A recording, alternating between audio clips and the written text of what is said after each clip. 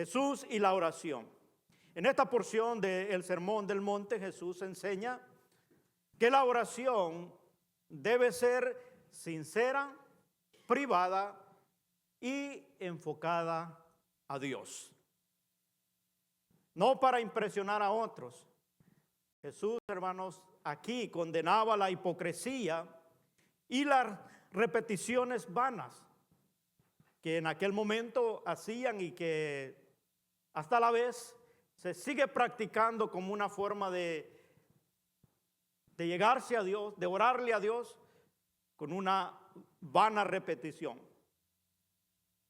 Y fue aquí donde él introdujo lo que nosotros conocemos como el Padre Nuestro, como una oración modelo de adoración, petición y perdón. Es decir, en ese modelo incluía lo que tiene que ver con la adoración, petición y el perdón. Esta última se destacaba como una necesidad primordial de perdonar a otro para recibir el perdón divino de parte de nuestro Dios.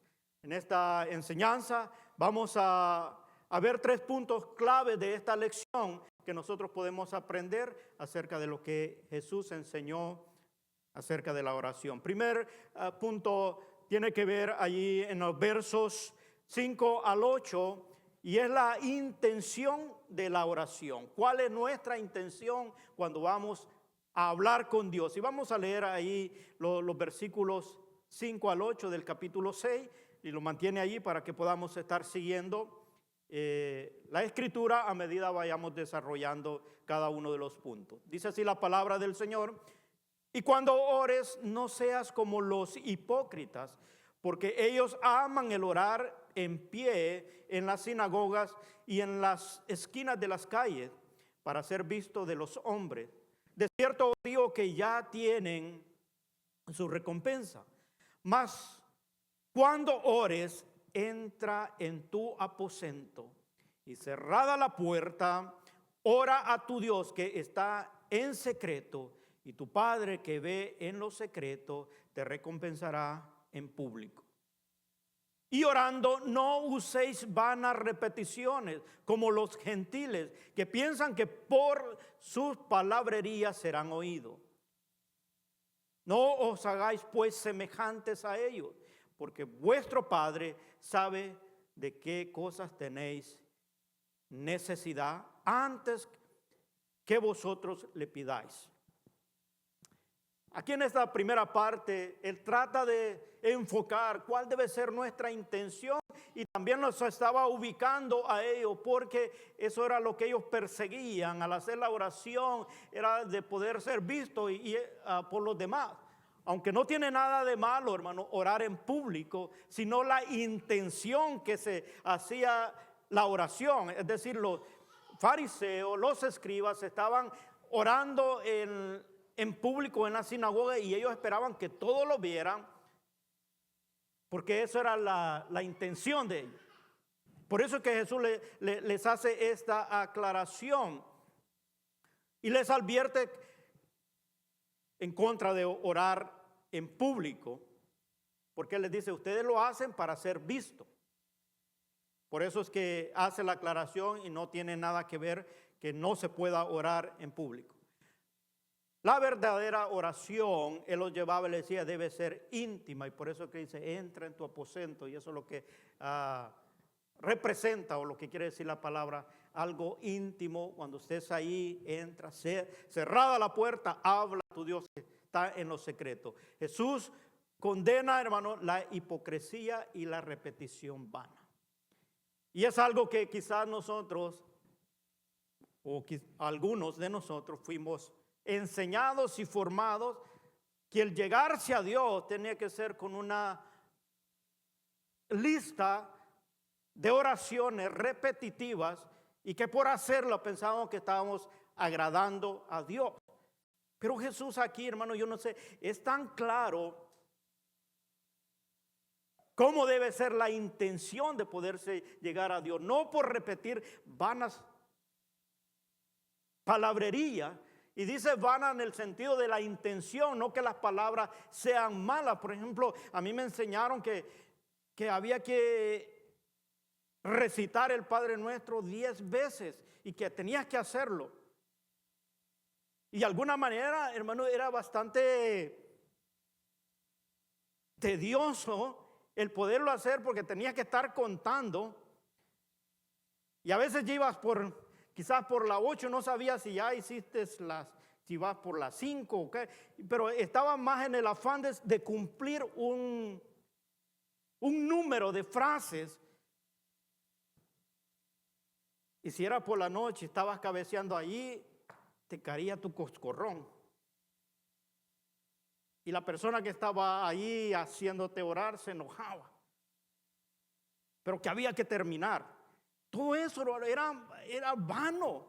Porque en realidad la intención por lo cual se hace la oración es para llegarse a Dios. Y llegar a una intimidad de hablar. Por eso es que dice, no tiene resultado, es vano. Vuelvo y repito y hago la aclaración, no es que lo que se expresa o lo que se dice en las oraciones, por ejemplo, se repite el Padre Nuestro y es lo que está aquí, el capítulo 6. Más adelante vamos a ver detallado el Padre Nuestro, pero estarlo repitiendo, este es un modelo de oración, no algo que se tiene que estar repitiendo. Pero yo pienso que la mayoría fuimos enseñados, o algunos todavía están en una práctica y piensan que eso es lo correcto. Sin la intención de ofender a nadie, pero lo que debemos es entender la aclaración en cuanto a cómo llegarse a Dios y que debe haber una intención. Y esa intención es saber que tiene que ver con la comunicación con Dios. Por eso que dice, entra en los secretos, cerrada la puerta, habla con tu Dios que está en los secretos y Él te va a responder. Por aquellos que se acuerdan de cómo hacía la oración, yo pienso que uno no salía edificado. No sé, yo por lo menos, que me acuerdo, a veces uno lo hacía con un sacrificio y con temor. Porque así lo habían enseñado. No, Dios eso es lo que se agrada y así se tiene que hacer. Pero en realidad la intención no era eso lo que Dios buscaba. Porque mire, nosotros debemos reconocer que Dios conoce nuestras necesidades antes que se las pidamos. Él ya lo sabe. Dice el salmista en el Salmo 139, verso 4, pues aún no está la palabra en mi lengua y he aquí, oh Jehová, tú lo sabes, tú la sabes toda. Ya lo sabe. Lo que Dios busca, hermanos, es que nos alleguemos a Él con una intención de tener una intimidad, que lo reconozcamos. Y ya vamos a ver en la segunda clave o de esta lección que tiene que ver con el Padre Nuestro. Y es aquí donde Jesús trata de decirle el modelo a seguir, y está ahí desde el verso 9 del mismo capítulo 6 al verso 13, dice así la palabra, verso 9, vosotros pues oraréis así, Padre nuestro que estás en los cielos, santificado sea tu nombre, venga tu reino, hágase tu voluntad como en el cielo, así también en la tierra. El pan nuestro de cada día, dánoslo hoy. Y perdónanos nuestras deudas como también nosotros perdonamos a nuestros deudores. Y no nos metas en tentación, mas líbranos del mal. Porque tuyo es el reino, el poder y la gloria por los siglos. Amén. En esta oración, yo sé que todos la conocemos, hermanos, y quizás algunos la saben de memoria o la han repetido, pero aquí nosotros podemos encontrar 6 peticiones. Dentro de esta es una oración modelo, y cuando hablo de modelo es decir, una forma de seguimiento, que es lo que incluye, pero no que se tenga que repetir la misma frase, sino que podemos ver que hay 6 peticiones, 3 primeras que tienen que ver con casi como una exclamación en referencia a Dios, y la honra que se le debe dar a Él. Y luego las otras tres tienen que ver con nuestras necesidades temporales y espirituales. Y este modelo comienza o debe tener como prioridad la santidad de Dios. La llegada del reino y su voluntad. Es decir, las primeras tres, y vamos a ir rápidamente viendo estas tres peticiones que se incluyen aquí en lo que es la oración del Padre Nuestro. Número 1, cuando dice santificado sea tu nombre, comienza con la frase Padre nuestro que estás en los cielos, santificado sea tu nombre. Es la primera exclamación y que debe haber en nuestra oración, hermano. No que se repita, estoy insistiendo en esto, sino que pueda haber un reconocimiento que nosotros al llegar en oración al Señor, lo primero que tenemos que hacer es reconocer quién es Dios. ¿Dónde está? ¿Cuál es su posición? Y todos los atributos que componen la deidad de Dios y que nosotros podamos entender también nuestra posición. Por eso es que dice allí, Padre nuestro que estás en los cielos. Cuando vimos lo que eran los juramentos, el Señor decía, no juréis por el cielo porque es el trono de Dios, ni por la tierra porque es el estrado de sus pies. Entonces, de alguna manera, Jesús estaba llevándolo a que pudieran entender la posición que hay entre la deidad y la creación. Y poder reconocer la santidad, hermano, de Dios. Y eso lo lleva a uno a tener una humillación. Porque a veces nosotros nos llegamos a Dios y pensamos como, le pedimos como que si Él fuera un mayordomo nuestro. ¿Ha oído algunas frases ahora en día que dice, Señor, decreto, Señor, que mándame, yo declaro? ¿Y la santidad de Dios? ¿O quién eres, o quiénes somos nosotros en cuanto a posición, hermano?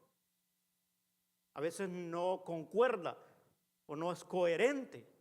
La oración, cuando la elevamos a un Dios santo, ¿se acuerda cuando tuvo el encuentro Moisés con el Señor en la zarza?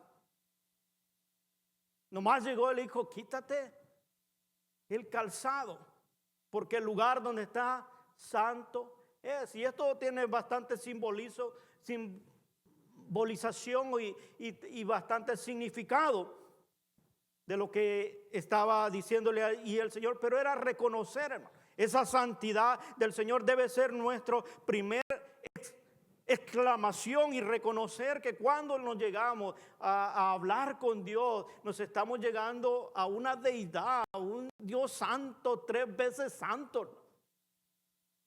Donde nuestra actitud debe llegar a un punto de reconocer la necesidad solamente de poder llegar a Él y dar gracias que por medio de Jesucristo el velo del templo se rasgó de arriba a abajo y ahora tenemos libre acceso ante el trono de la gracia. Y eso nos hace reconocer esa grandeza de Dios y por la gracia del sacrificio de Jesucristo ahora podemos llegar a hablar con un Dios santo. No lo tomemos tan a la carrera, ni tan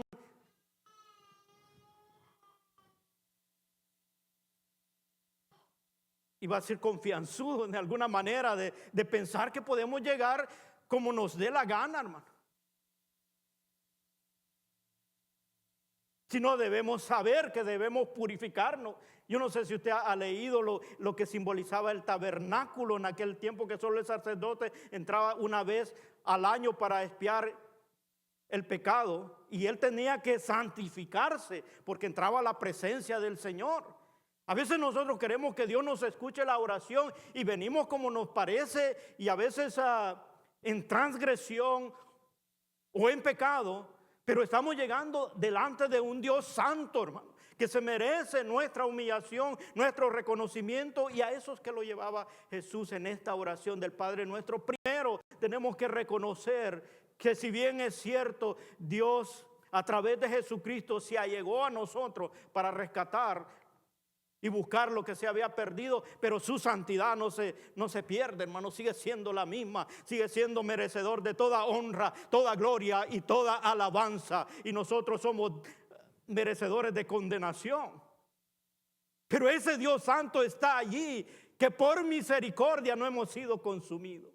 Por eso es que al llegar, la primera punto es reconocer a Jesús, al Señor con esa santidad. Luego la siguiente, y allí hay varias citas hablando acerca de la santidad del Señor. Salmos 99, 3, Salmo 99, 9 dice: exaltad a Jehová nuestro Dios y postraos ante su santo monte, porque Jehová nuestro Dios es santo.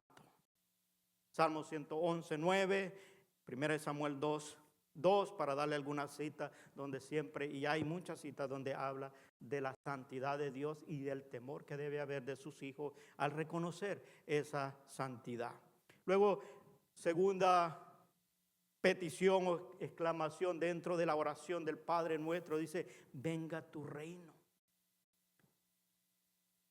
Y Jesús vino a mostrar el reino. Se ha fijado que en cada enseñanza que Jesús daba decía: el reino de Dios se ha acercado a vosotros. Siempre Él decía eso, porque el reino de Dios se ha acercado. Y Él mostró a través de su ministerio el gobierno de Dios y el dominio que debía de haber en aquellos que aceptaban ese gobierno. Y ese debe ser la petición de cada hijo de Dios: venga a nosotros tu reino. Y vuelvo a repetir esto, que a veces se hace la oración pero no sabemos lo que estamos diciendo. Él dice: venga a nosotros tu reino. ¿Sabe qué es eso, hermano? El pedir que venga el reino de Dios es que Él va a gobernar nuestra vida. Y en la realidad, la oración debe ser eso: ¿cómo yo acepto ese gobierno, que Él tome control de mi ser completo, si a veces no quiero ni rendir mi voluntad a Él? Pero la petición en la oración dice: venga tu reino.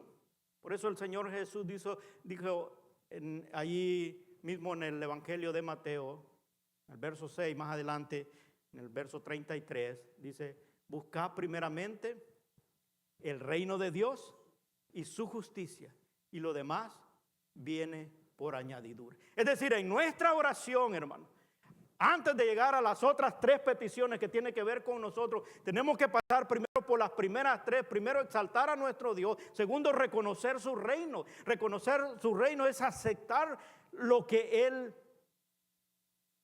tiene diseñado.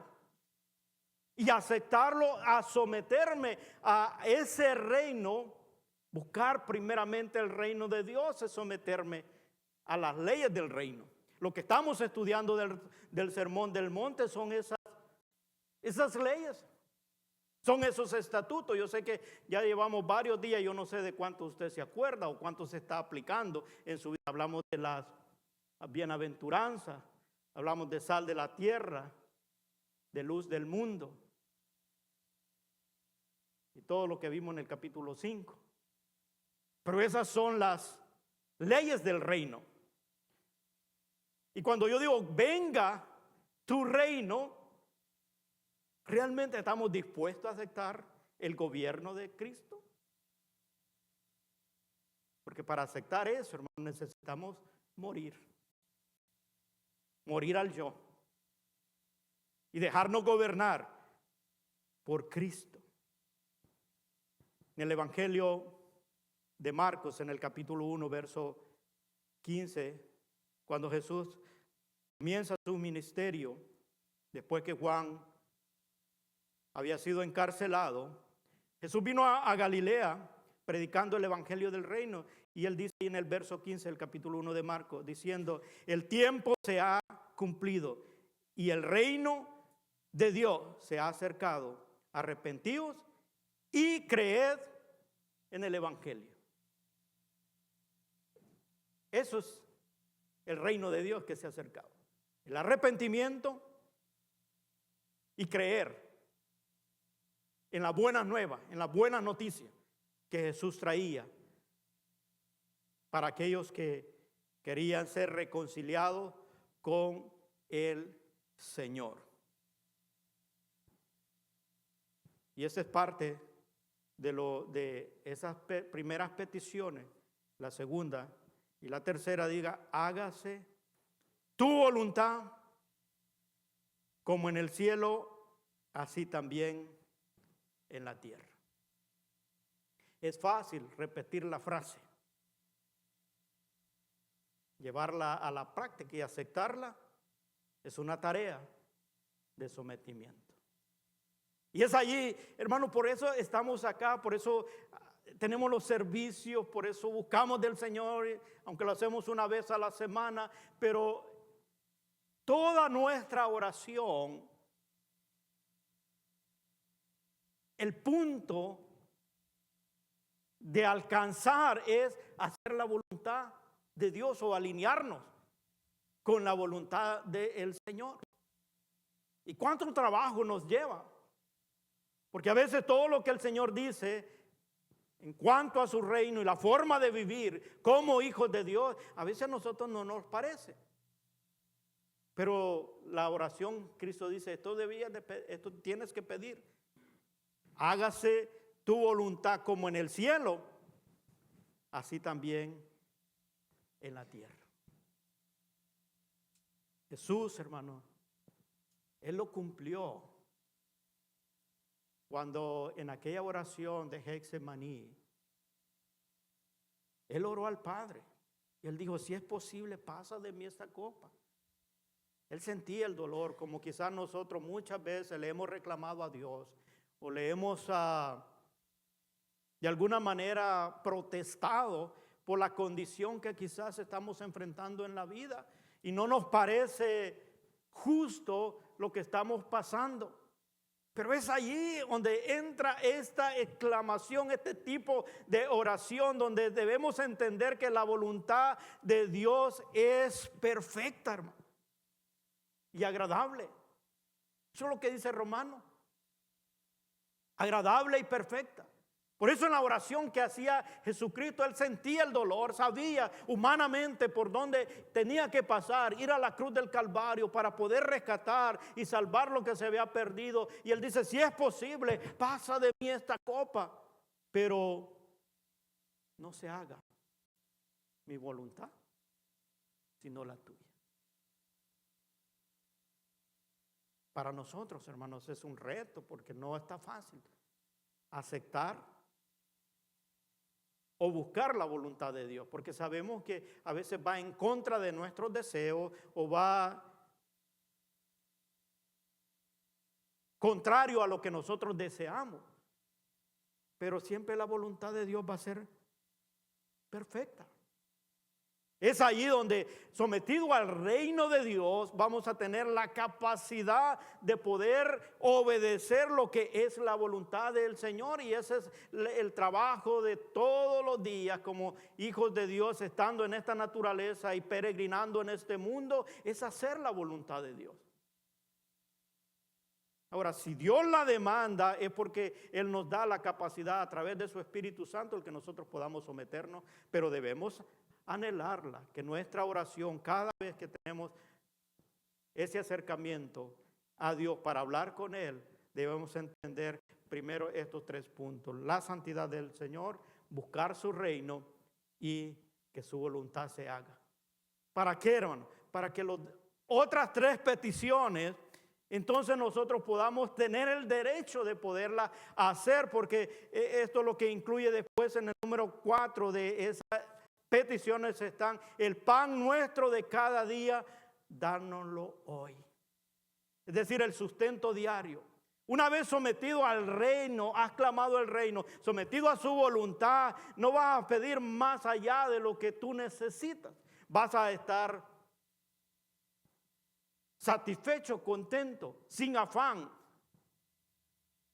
Que más adelante, si leemos ahí el verso 25 en adelante hasta el 34, habla de los afanes de la vida. Y Jesús mismo dice: no te afanéis por el día de mañana. Los pajaritos no siembran ni cosechan y nunca se han quedado sin alimento. Los lirios del campo, y hace toda una alegoría acerca de el afán de la vida. Pero está hablando, hermanos, de que uno pueda entender y confiar que el Dios al cual está sometido bajo su reino, Él va a tener cuidado de nosotros. Él nos va a dar la habilidad para poder obtener. Ahora, tampoco está hablando de que nos vamos a sentar y esperar que ahí llegue todo, porque Dios nos ha dado habilidades para poder hacer el trabajo. En la otra parte de la porción de la Biblia dice que el que no trabaja, que no coma. Entonces debemos entender en el contexto general la palabra del Señor cuando habla que cuando pidamos al Señor el pan nuestro de cada día, es decir, el sustento, aquello que no está en tu capacidad hacerlo, el Señor va a traer la provisión necesaria, el sustento diario, y estar confiado en que Él se ocupará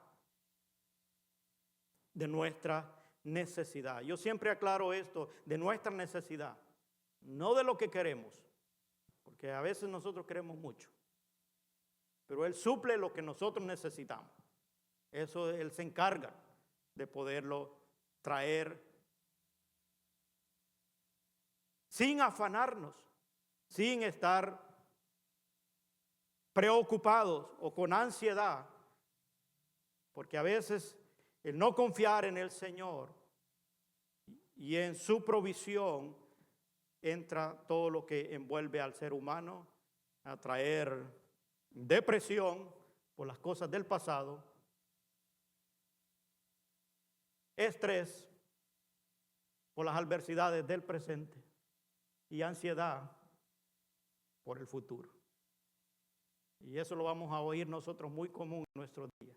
¿Sabe por qué? Por no confiar en el Señor, ni que nuestras oraciones no se hacen correctamente y que las peticiones que deben estar puestas delante del Señor sean de manera que estén alineadas con nuestras acciones. Número 5, dice ahí, siguiendo la línea del modelo de la oración, perdonando nuestras deudas. Perdónanos nuestras deudas como también nosotros perdonamos a nuestros deudores. Esto tiene que ver con la ofensa y el perdón. Es decir, algunas veces vamos a ser ofendidos y otras veces vamos a ser ofensor, pero tenemos que saber perdonar. Hay que pedir perdón a Dios en cada oración, porque Él es un Dios santo y nosotros pecadores. Y a veces se nos olvida el poder reconciliarnos con el Señor, poder ponernos a cuenta, dice Isaías, vení, entremos a cuenta, capítulo 1, verso 18. Antes de poder comunicarnos con Él, tiene que ver esto de el perdonar, el pedir perdón. Y eso trae liberación de abrirnos la puerta para podernos comunicar con el Señor. Por eso en aquella porción donde dice, si presentas una ofrenda al altar y te acuerdas que tu hermano herido está, deja la ofrenda, ve a tu hermano y ponte a cuentas con tu hermano. Muchas veces, hermano, nuestras oraciones no son contestadas positivamente, porque Dios siempre contesta las oraciones. Solo que algunas veces es no, porque todavía no nos hemos alineado a su voluntad. Nos hemos saltado las primeras 3 partes de la oración y a veces solo venimos con lo que el pan nuestro de cada día, dárnoslo hoy. Y a veces solo nos enfocamos en eso, ¿no? Y pensamos que la oración tiene que ver solo con esa parte. Pero el Padre Nuestro, el modelo, enseña 6 partes. Las primeras 3, como lo estoy repitiendo para ver si se nos graba, reconocer la santidad del Dios que clamamos, es un Dios santo, que el reino de Dios estemos sometidos a ese reino y dispuestos a alinearnos con la voluntad de Dios. Luego después pedimos el pan de cada día, pero también necesitamos perdonarnos. Muchos de los conflictos, de las disensiones y las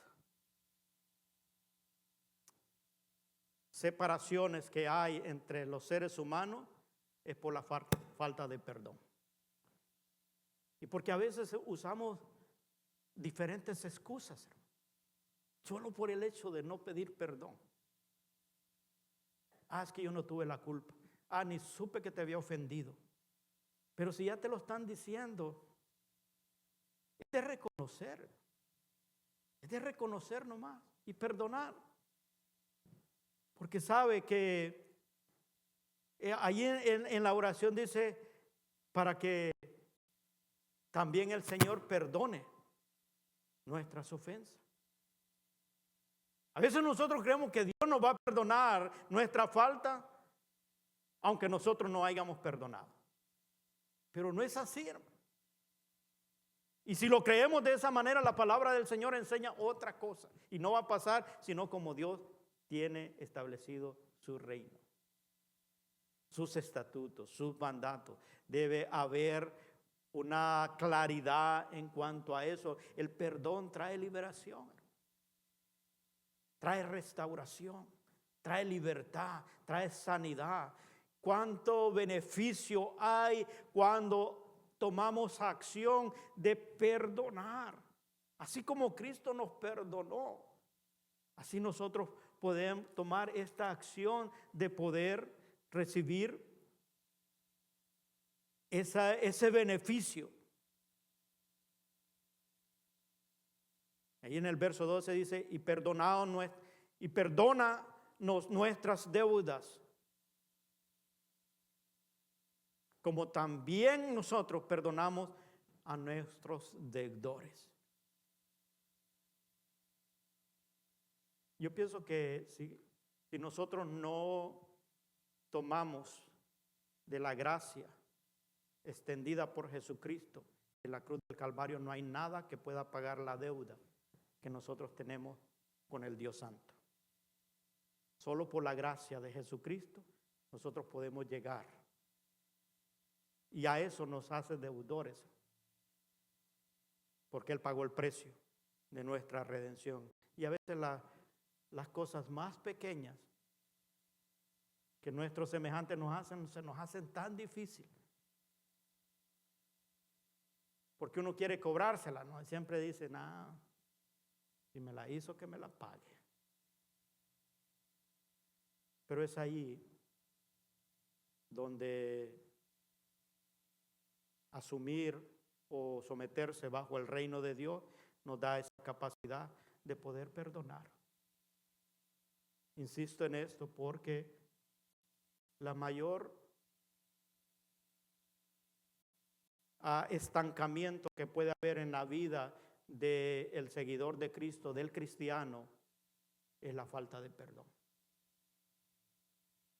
Hay personas que aún ellos mismos no se perdonan y están encajonadas en un pensamiento de pensar de que Dios no los ha perdonado y no se sienten en la libertad, pero eso a veces es desvaluar o tener de menos el sacrificio que hizo Jesucristo en la cruz del Calvario.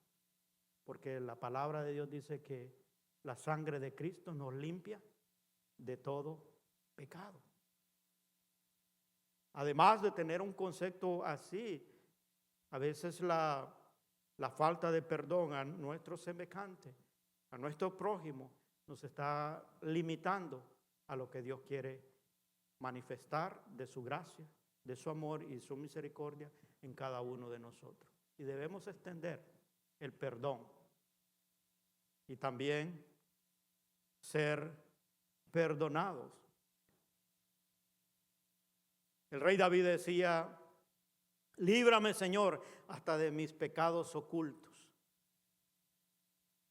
Porque en esta naturaleza, hermano, que nosotros estamos, siempre va a haber algo que nos lleva a faltarle a Dios en esa santidad de Él. Nosotros cometemos acciones, palabras que a veces están allí, que nos afectan a no poder tener esa libertad de poder entrar con confianza a la presencia del Señor. Por estar en esta naturaleza a veces fallamos,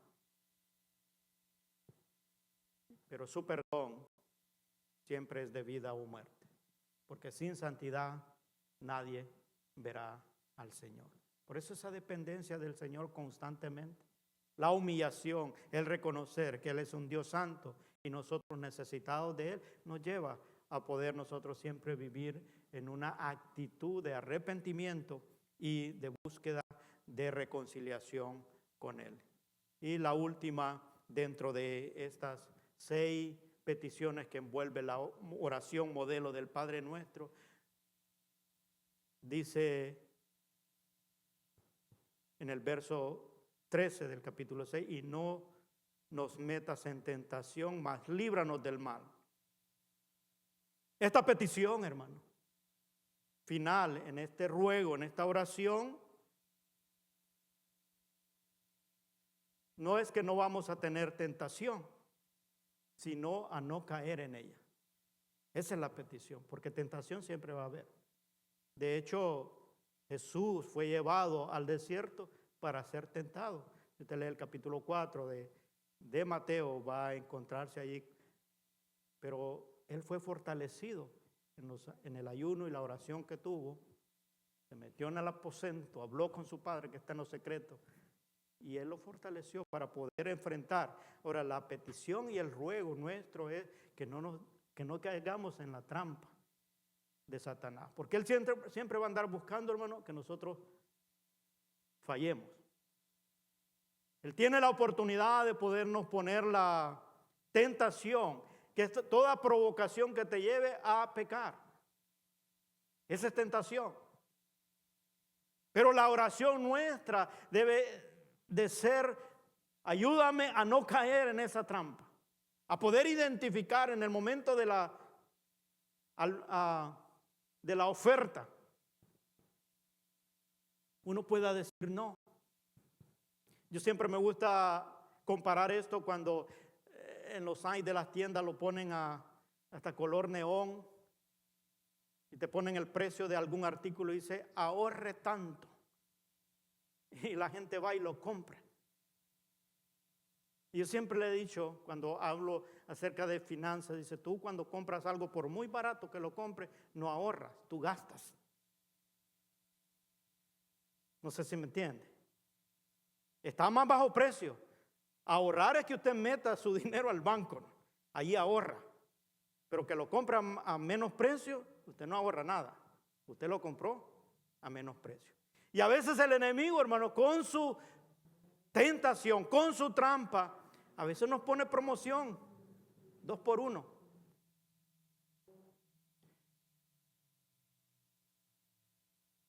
Y en esa tentación, allí es donde uno tiene que tener la oración y el clamor para no caer y saber cómo identificar que cada transgresión o cada trampa que te lanza el enemigo te va a hacer caer, y si la ejecuta, entonces viene un pecado, y cuando hay el pecado consumado, entonces sí viene una condenación de parte de Dios. Pero nosotros, hermanos, por el Espíritu Santo debe haber esta seguridad de que Dios va a estar velando si nosotros se lo pedimos y estamos en esa conexión con Él para escuchar la dirección, la guianza del Señor en el momento de poder identificar la oferta, la trampa o la tentación que el enemigo está poniendo y saber cómo resistirla. Por eso que el apóstol Pedro dice: resistí al diablo y él huirá de vosotros. Nosotros leemos eso, pero a veces no entendemos cómo es que trabaja esta parte. Es allí, hermano, en la tentación, en las provocaciones, y Él siempre nos va a provocar en aquellas áreas más débiles. Mire, si a usted le gusta comprar ropa, no mire anuncios de oferta de ropa, porque rápido va a decir, la necesito, la necesito. Y el closet de allá, que ya las perchas ya no le cabe nada más, pero la necesito, la necesito. Es igual, hermano. En cuanto a la tentación, uno debe saber en qué áreas uno está flaqueando, está débil. Porque el enemigo allí es donde te va a apuntar. Él sabe que allí es donde puede hacer daño.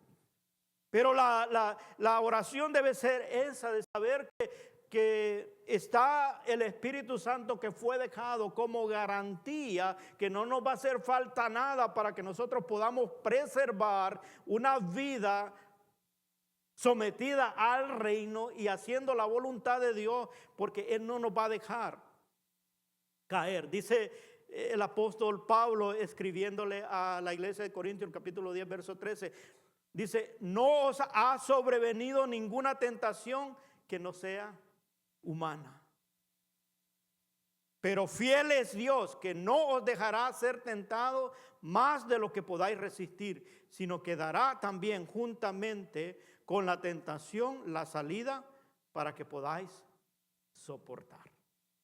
Eso es bien interesante, hermano, porque uno no se puede escudar en nuestra debilidad, porque a veces es muy fácil usar la frase: hermano, pero es que la carne es débil, y eso lo entendemos.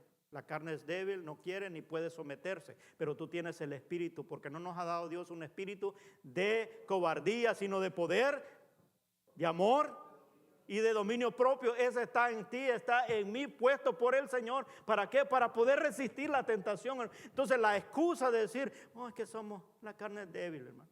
No, la que tiene ganas de pecar. ¿Sí? Vamos a poner claras las cosas, ¿no? Porque si usted no quiere pecar, es un hijo de Dios, tiene que revestirse del poder del Espíritu Santo. Dice el apóstol Pablo: no os embriaguéis con vino en el cual hay disolución, más bien se lleno del Espíritu Santo. Si estás batallando con una tentación, hermano, lo que tienes que hacer es llenarte del Espíritu Santo, y ese Espíritu puesto por Dios te va a ayudar a poder resistir al enemigo. No hay tentación que pueda hacerte caer cuando tú estás lleno del Espíritu Santo. La cosa es que, ¿quieres o no quieres? ¿Aceptar la voluntad de Dios o hacerlo a tu manera? Si quieres hacerlo a su manera, pues es fácil. Uno ignora la advertencia del Espíritu Santo, de lo que la palabra del Señor dice. Yo siempre digo, ese es el manual de vida, hermano. Una vez nosotros vamos en contra de lo que Dios ha dicho, por mucha habilidad que uno tenga, por mucha interpretación que le deja la palabra de Dios, no va a cambiar lo que Dios ha establecido en su palabra. Eso va a pasar. Eso va a pasar, hermano. Tarde o temprano vas a ver la consecuencia de la desobediencia, aunque nosotros creamos que sí lo podemos lograr. Por eso, aceptar el reino de Dios, los principios que Dios ha establecido, se necesita rendirse a Él. Aceptar su voluntad y aplicarla para que entonces podamos tener la capacidad de poder resistir las tentaciones, porque no son de otro mundo, son, dice, humanas. Pero él dice, el apóstol ahí: pero fiel es Dios, que no os dejará ser tentado más de lo que podáis resistir. En esto debe descansar nuestra confianza, hermano, que Dios siempre va a tener cuidado. No puedo decir yo, es que la carne es débil, y no, porque Él sabe hasta dónde tú puedes soportar, hasta dónde tú y yo podemos tener la opción de poder decidir aceptar o rechazar la tentación. Porque tengo un compromiso de agradar a Dios, aquel que me tomó como su hijo y que ahora vivo bajo el reino de Dios. Cuando yo entiendo eso, entonces me doy cuenta qué poder tiene la oración, hermano. Pero debe incluir, si puede llamarle pasos o peticiones, donde quiero repetírselas rápidamente: reconocer que le oramos a un Dios santo, que clamamos que su reino sea aplique aún estando nosotros aquí en esta tierra como extranjeros, pero viviendo bajo el reino, que su voluntad sea en nuestra vida y podamos someternos a ella para luego nosotros poderle pedir con confianza el pan de cada día, haciendo la acción de perdonar para tener libertad y entendiendo que Él se va a encargar de protegernos de aquella tentación y de las propuestas del enemigo que nos quieran separar. Por eso el escritor de Romanos capítulo 8, verso 38 dice, ¿quién nos separará del amor de Cristo? ¿Ha leído esa parte? Y uno la lee y a veces canta un corito, hermano, pero esto tiene que ver con esto. ¿Quién nos separará del amor de Cristo? Nomás el pecado, hermano, pero el pecado, el que nos quiere hacer caer, está vencido. Fue vencido en la cruz del Calvario porque Cristo allá lo venció. Y ahora ese que lo venció nos dio autoridad para poderlo rechazar y reprender. Resistir al diablo y él va a huir de nosotros. Y entonces vamos a tener esa libertad de poder nosotros vivir una vida que le agrade a Dios. Que esta enseñanza, esta lección, que cada vez que nosotros queramos orar al Señor, tómela en cuenta. Tómela en cuenta cómo debe ser la estructura de nuestra oración, por muy pequeña que sea, entender que lleva dentro estas peticiones para poder nosotros tener una buena comunicación con el Señor. Por último, o tercer paso clave que encontramos en esta enseñanza de la oración es la condición del perdón. En el verso 14 y 15 dice, porque si perdonáis a los hombres sus ofensas, os perdonará también a vosotros vuestro Padre Celestial. Mas si no perdonáis a los hombres sus ofensas, tampoco vuestro Padre os perdonará vuestras ofensas. Esta es una ley. Este es un estatuto de parte de Dios que debemos entenderlo de esa manera. Jesús subraya que el perdón hacia los demás es esencial para recibir el perdón de Dios. No podemos quedarnos, no podemos frenar o extender el perdón que nosotros necesitamos dar a aquellos que nos han ofendido. Y esta es la explicación de estos últimos versos. Es tan sencilla como hacer la parte que nos corresponde y así nosotros poder tener una comunicación directa con el Señor y siempre la respuesta que Él da la vamos a aceptar. Sea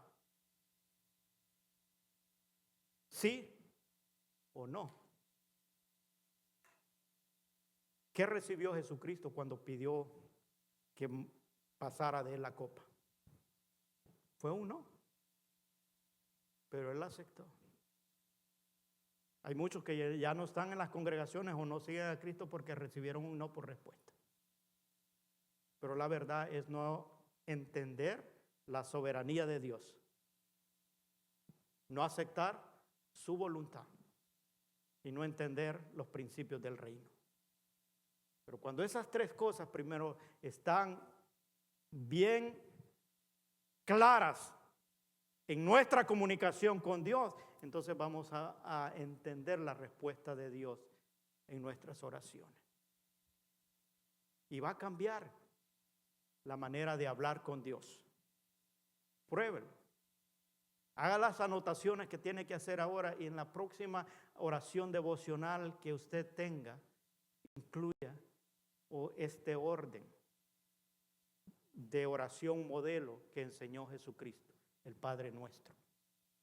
Y usted va a ver cómo se va a sentir satisfecho y aún se va a dar cuenta cuando la respuesta de Dios venga para su vida y va a tener la seguridad de que habló con Dios. Porque hay veces, hermano, oramos y quizás se vuelven palabras vanas, repetitivas. Incluso aún después de haber conocido al Señor, quizás el mismo tipo de oración, la misma frase, y pensamos que estamos orando con el Señor. Comienza con la misma frase y termina con la misma también.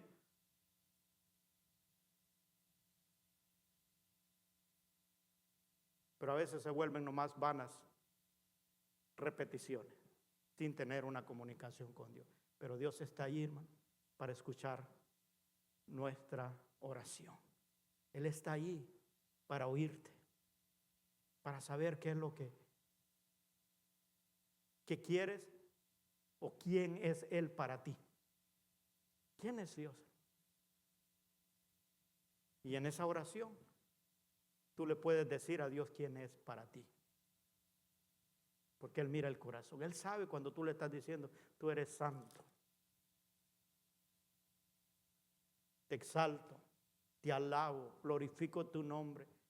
Por eso es que cuando hemos reconocido eso, hermano, no nos da temor el levantar la mano en señal de alabanza y de adoración. Porque entendemos esa verdad. No importa que me diga, ese es un fanático. A mí no me importa lo que me diga o está loco. Porque he reconocido que el Dios al cual le clamo, al cual le pido, hermano, es digno no solamente de levantar mis manos, sino de postrarme totalmente de rodillas y clamarle y decirle, tú eres santo, santo, santo, santo, santo.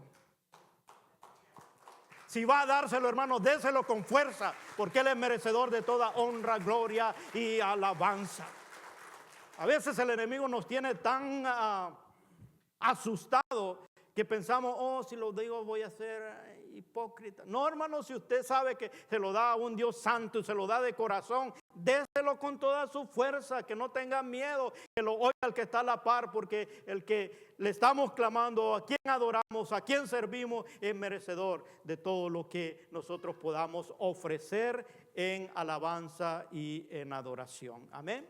Ese es el Dios que servimos. Estamos viviendo en tiempos, hermanos, donde el enemigo silenciosamente al pueblo de Dios lo está callando, le está diciendo, cállese, no, tranquilo, no sea fanático.